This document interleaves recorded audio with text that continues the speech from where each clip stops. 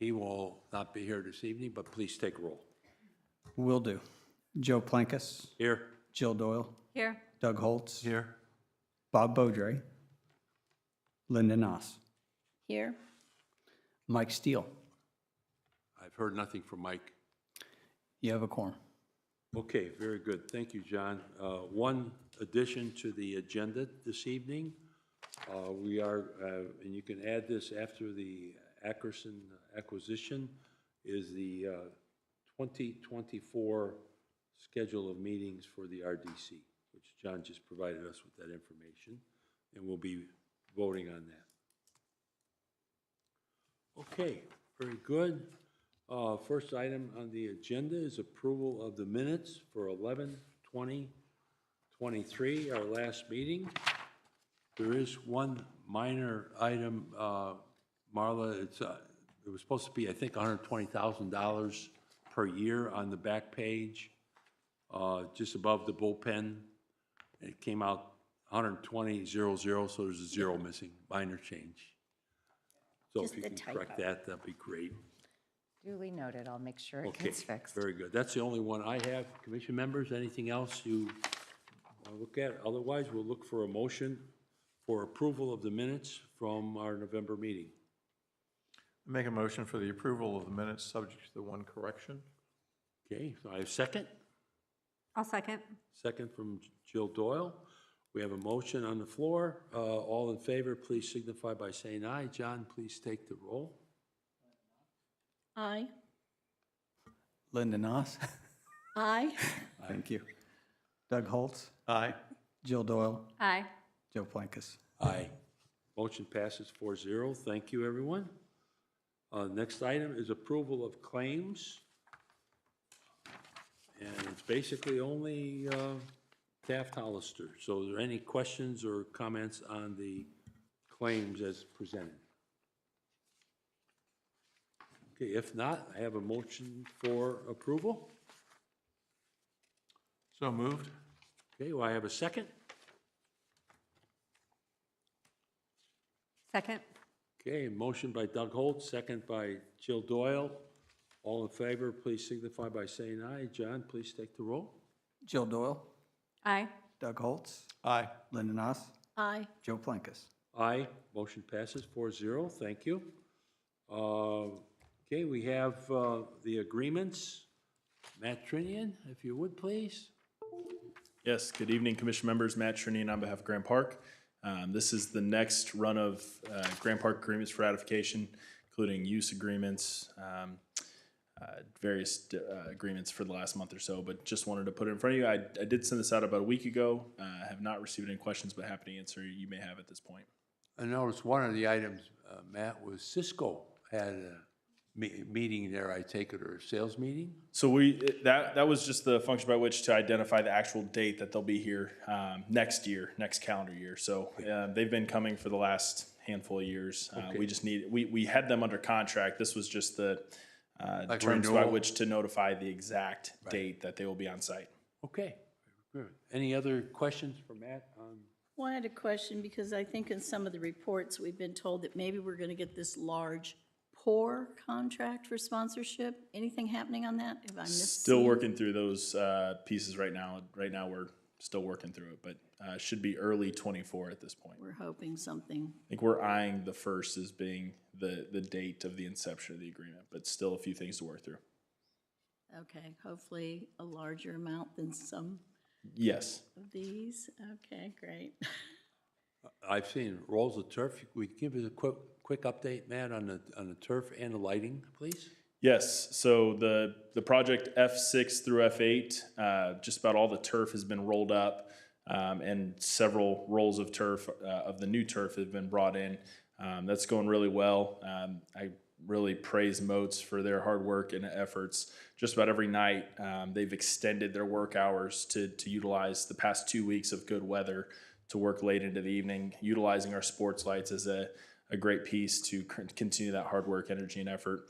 In regards to the sport light addition on D6 through D9, the poles for the lights are being manufactured at this point. No site work has started, but something that will start in 2024.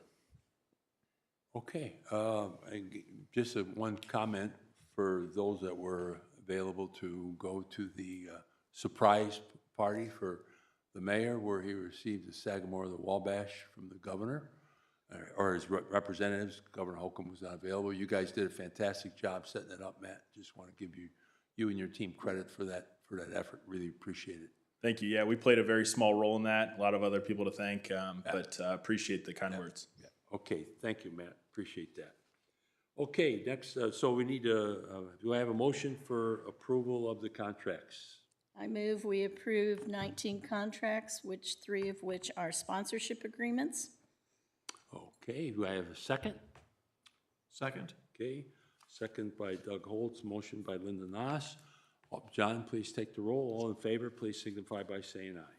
Doug Holtz, Aye. Linda Noss, Aye. Joe Plankus, Aye. Jill Doyle. Aye. Motion passes 4-0. Thank you very much. Thank you. And real quick, while I have the ability to, I wanted to publicly thank the 4 of you and Bob remotely for your continued efforts in helping Grant Park get to us to where we are today. I know you guys have put a lot of time, energy, and effort into helping us get to this point, and I'm not sure what the future involves for the 4 of you and Bob being the 5th, but again, on behalf of Grand Park and the rest of the team, I wanted to thank the 4 of you publicly for your hard efforts here on the RDC. Thank you, Appreciate guys. it. Thank you you. very much, Matt. And thank you, Matt. Job well done out there. Okay, next item on the agenda, John Nail. You can explain what all this is about, John. Certainly try. So for the record, John Nail, Director of Public Works, City of Westfield. The item before you is related to the Ditch Road project that we did back in, I believe, 2020 it opened, maybe it was 2021. If you recall, the City of Westfield realigned Ditch Road north of 32, added a signal at 32 and Ditch in coordination with NDOT, and did some additional turn lane work on the south side of 32 on Ditch Road. That project was a TIF project. It benefited the Eagletown TIF and was paid for out of those TIF funds. The item before you is for the final acquisition of the Ackerson right-of-way, the right-of-way on the south side of 32 related to that project. We went to condemnation actually with the Ackersons back in 2018, and then through the court process, that made its way all the way to a jury trial actually this past September. The result of that jury trial was the jury awarding the Ackersons an amount of $266,000. In addition, per state statute, they were entitled to some additional interest payments as well as legal fees. The overall ask then is for the payment to the courts to settle this matter for $205,283, again, from that Eagletown TIF. And that's because you had a deposit, in essence, I'll call it, that you put down earlier. That's correct. So yeah, the condemnation process, the court appoints 3 independent appraisers. They give an opinion of the value. That value was $127,700, if my memory is correct, $127,700. Yeah. We deposited that back in 2018 when that report came back. This is just for the remaining amount we owed to the Ackerson family. So the interest earned is for the remaining amount, not for that, because that was, Correct. It's for Already. any outstanding amount plus basically what they would have been paid if that jury trial had awarded that amount at that time. So it is a fair amount of interest, unfortunately, because of the lengthy amount of time in between right, condemnation. 5 years, wow. Pandemic is to blame partially, certainly on that. So, but I think the result of the trial was good. I mean, honestly, the Ackersons were asking for something like $1.2 million. So this amount that the jury awarded us was very favorable, in my opinion. And I would just ask that we make this payment and we can finish out this project and move forward. Okay. Any questions from commission members? I have a few questions.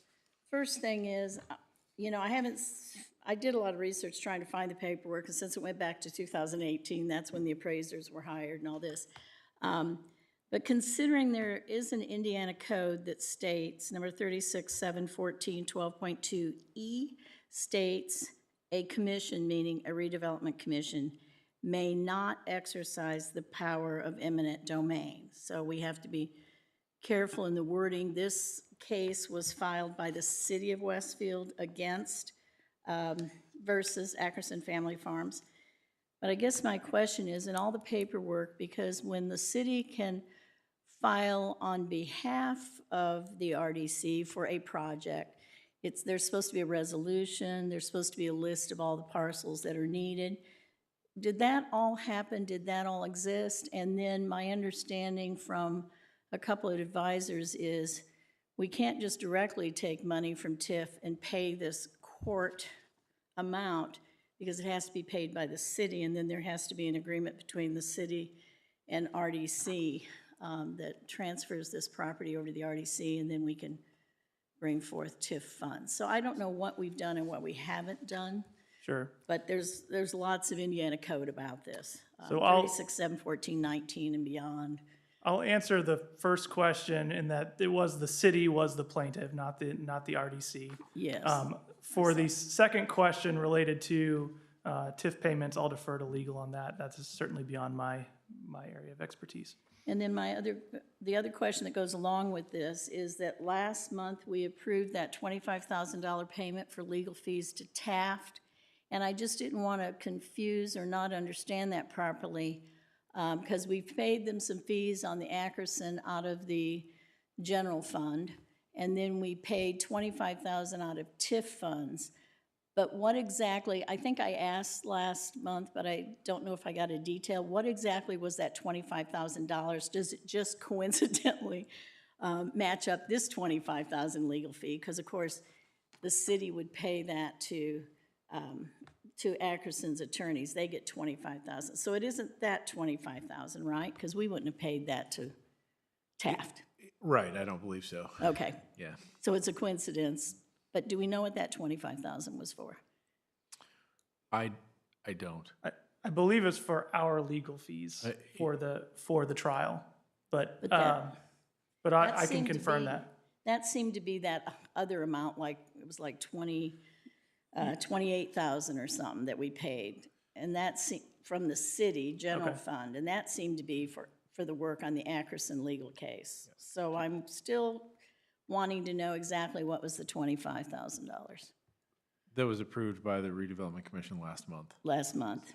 It would be under one of two engagements with the Redevelopment Commission, one for standard legal services, the other for Grand Park review committee work transaction.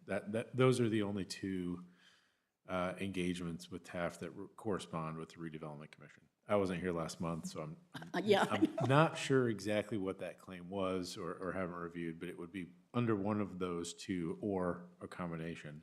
Well, it's on. And not for legal services related to Ackerson condemnation, which would be billed separately. That would be a separate matter that wouldn't. Well, it's on an invoice summary that says for professional services rendered through September 30th, and it says R.E. Ackerson Family Farms condemnation. The total was $50,519, and then costs advanced, so it was like $53,000 some. But down here, it was split and said $28,400 should go to the 101 administrative account, and $25,000 should go to the 309 Eagletown TIF account. And I questioned it last month, but I'm not sure that I'm clear or that I got a clear answer on what that is. But it all says it's for the condemnation, but I don't think we should have been paying anything on the condemnation at that point. That's my question. Well, I will track that down. I would appreciate it. And it relates to your prior question. Here's where I think we are on this acquisition. Now that we've completed the eminent domain proceedings, which that's like above my pay grade, I don't deal with that process, but it's been resolved. We have a number from the court, an amount to be paid. That said, I do not think the intent is ever for the Redevelopment Commission as a body, an instrumentality of the city of Westfield pursuant to statute, to actually acquire title to this property. The ask is for approval of expenditure of cash on hand in the Eagletown TIF to offset this amount as a project cost to improve infrastructure that serves or benefits that allocation area, which you can do. And I appreciate the reference to 36.714, 1419, right? About one, the RDC in and of itself can't exercise eminent domain. And two, if you're going to acquire real property for redevelopment, meaning acquire title to real property, it does need to be identified on a redevelopment area plan or economic development area plan. This is different. This is, you are utilizing cash that is accumulated in that allocation area fund to improve the allocation area to the benefit of the parcels therein by facilitating infrastructure improvements. So I think the nature of what Jonathan's asking for here is exactly that.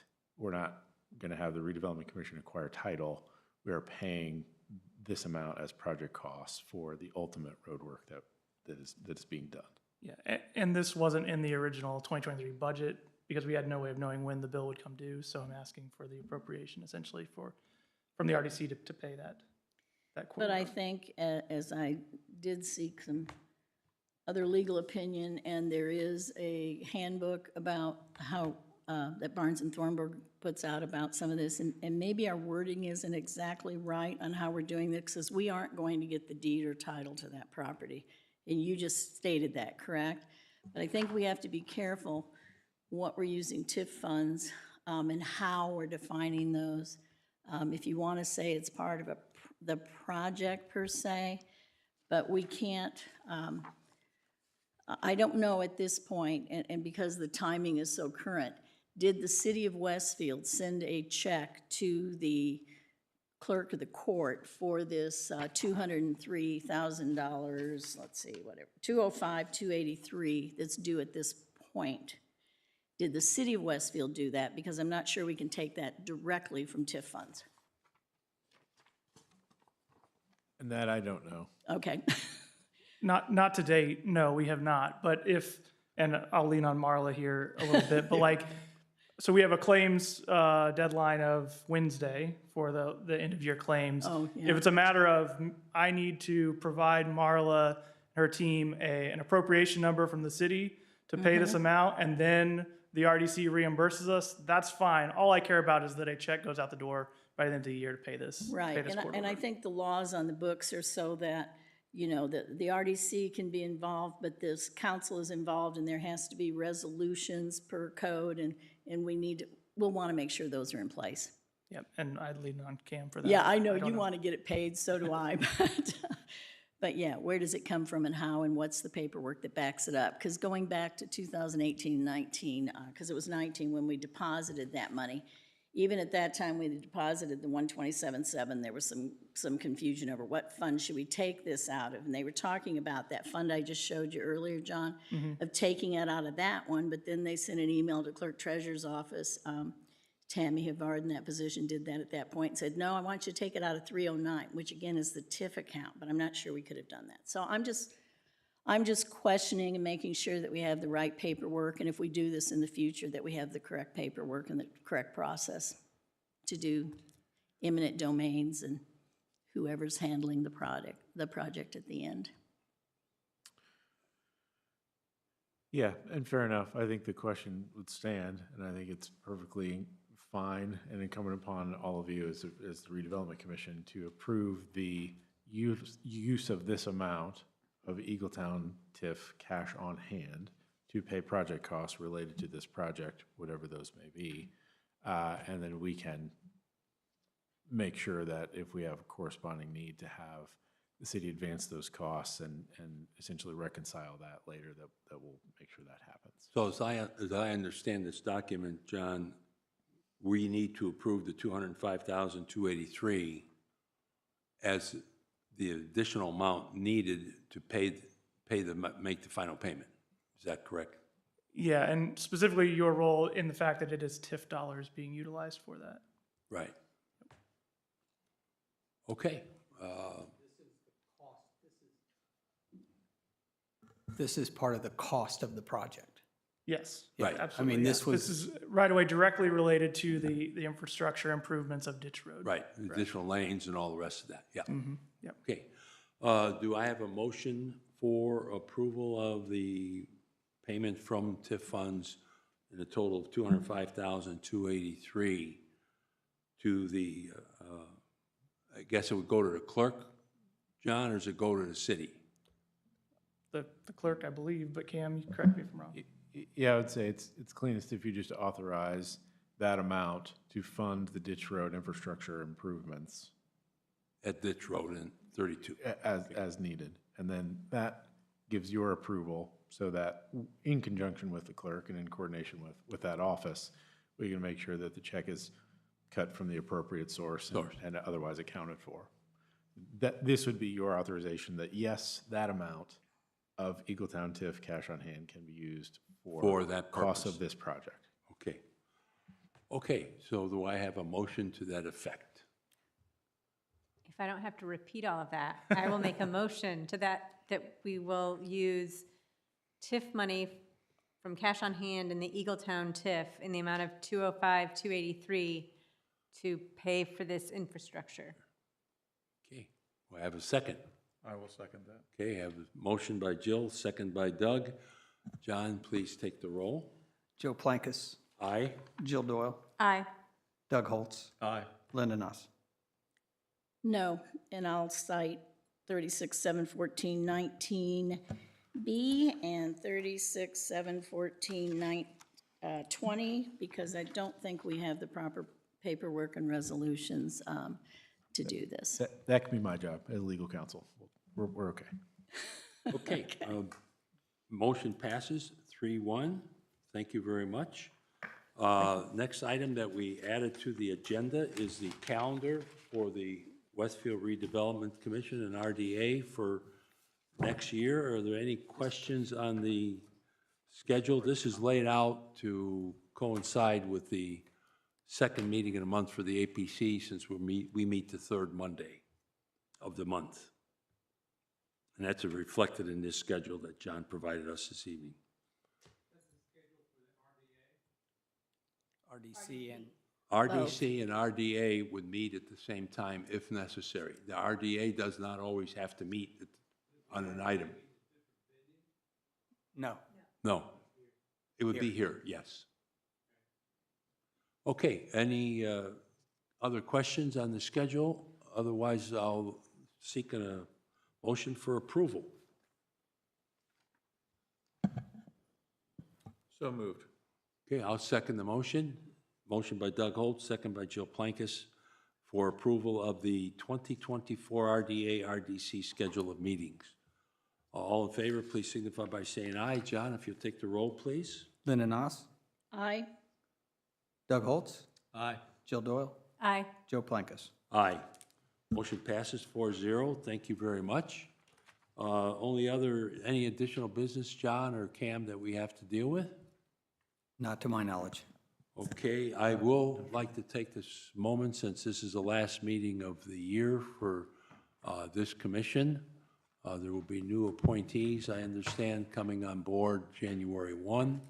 So I'd like to thank everyone and on the commission for your service to the community over the same, some cases, many years of service. Some are a little shorter, but thank you for your efforts, and thank you, Marla, for taking our notes and making sure that that got done appropriately each month. Appreciate that. With that, we'll just call for adjournment.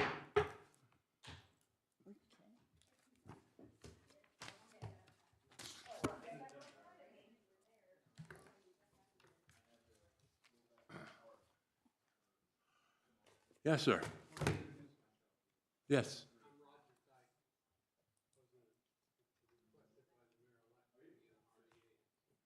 Oh, okay.